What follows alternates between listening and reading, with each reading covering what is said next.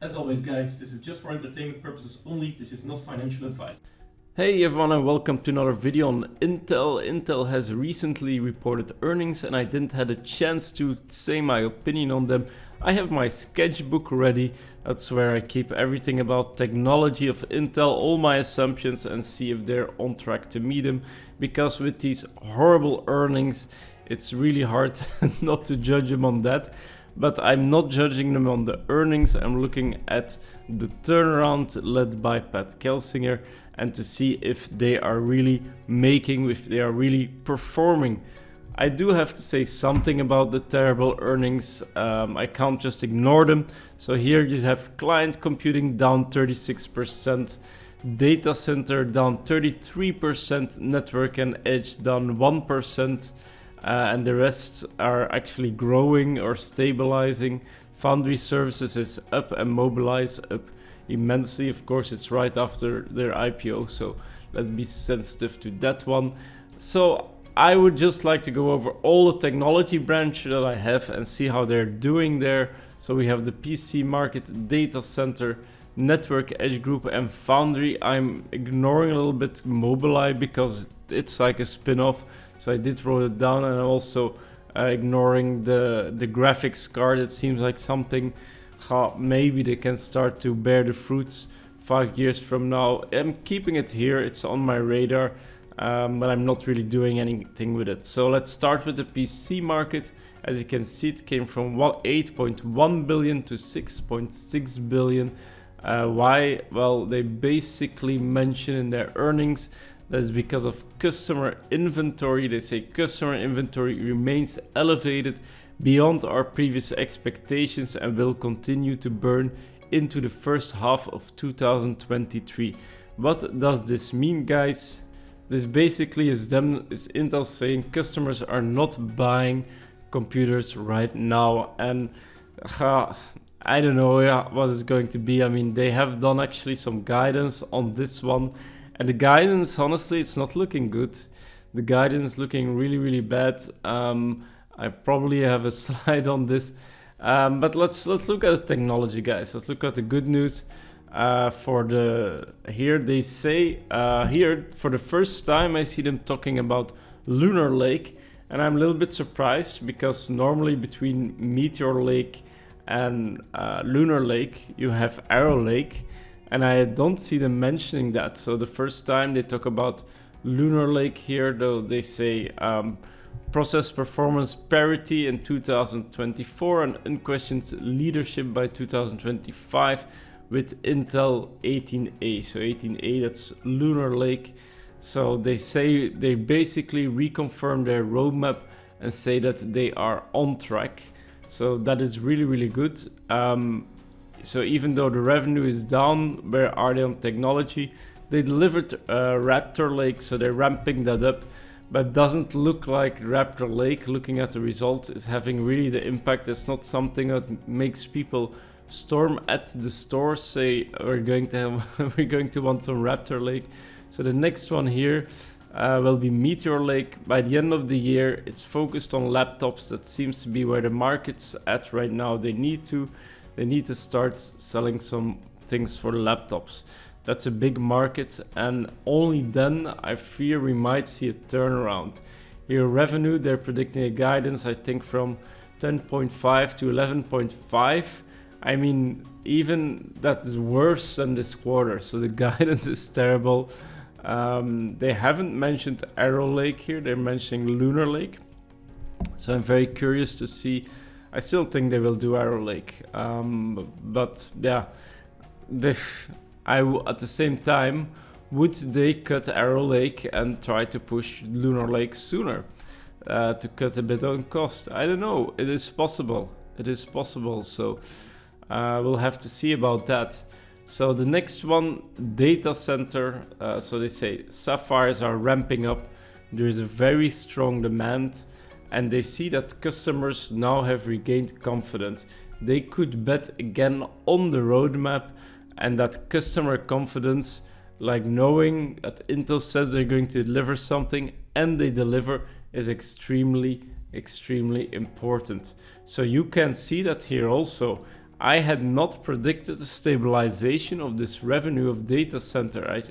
I thought there would be a stabilization of the PC market, but I was wrong, and the data center is stabilizing it. So there the customers are sticking with Intel.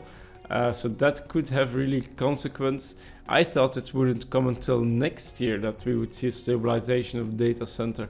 So that we're already seeing there. Of course, it's just 1 quarter, right? So we'll have to see if that sticks, but there was even some growth there. And data center, it's just a really very important segment. So it's really nice. AMD had been eating from that. So the fact that Intel can stabilize there on a difficult market is really, really good. Network and edge slightly dropping. They're not such a big one. So I'm not going to say too much about that. I do want to say something about Foundry.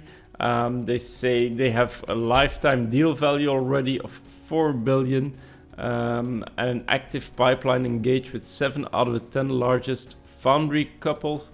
And they have consistent pipeline growth to include 43% potential customers.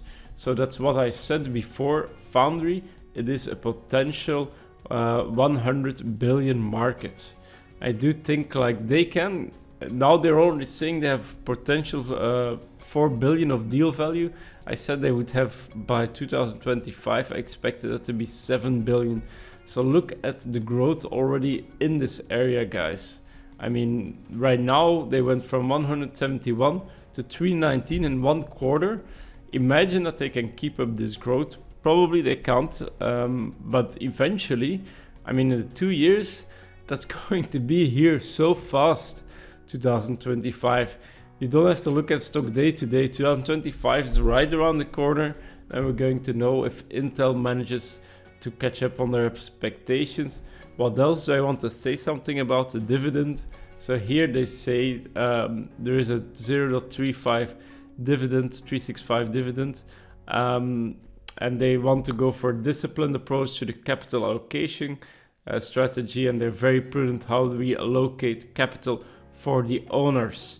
We remain committed to maintaining a competitive dividend. Does this sound like someone who's about to cut the dividend? For that, I want to look at their expectations. So their expectations for the next year was free cash flows of 0. So they had expected no cash flows, and now what analysts' expectations are, expect an 8 billion loss in free cash flow, and they don't expect a stabilization of 2024. This is worse than the guidance of Intel, by the way. So Intel expects a stabilization second half of 2023, and then probably a growth again in 2024. But when is that coming? At this point, and when will they return to the revenue of 2021? Will they get there? Yeah, you can see the potential is there, technology is there. Can they keep the market leadership for another large period of time? Did I have anything else? Yeah. Also for the dividend, it's good to look at their financial health. We can see they have quite some debt. So they have 40% debt, and the debt has been growing. So the question is, as a shareholder, do I like a company with rising debt? No.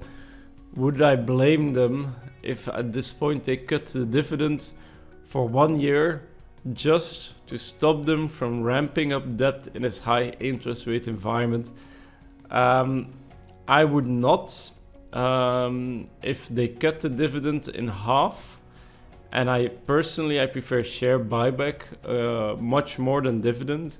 So if they cut the dividend in half and then in 2025 they replace it by share buyback, I'm concerned about the beyond roadmap. I mean, it's 5-year programs, and if they do not have the money here to start the next 2 years new programs, then they might be in trouble for again after 2025. So then they have market leadership, but if they then have no new chips, yeah, they might have the same again. So they need to consider cutting the dividend at this point, cutting it in half, and yeah, restoring it at some point. The thing is, I have not seen many companies restoring a dividend after they cut it.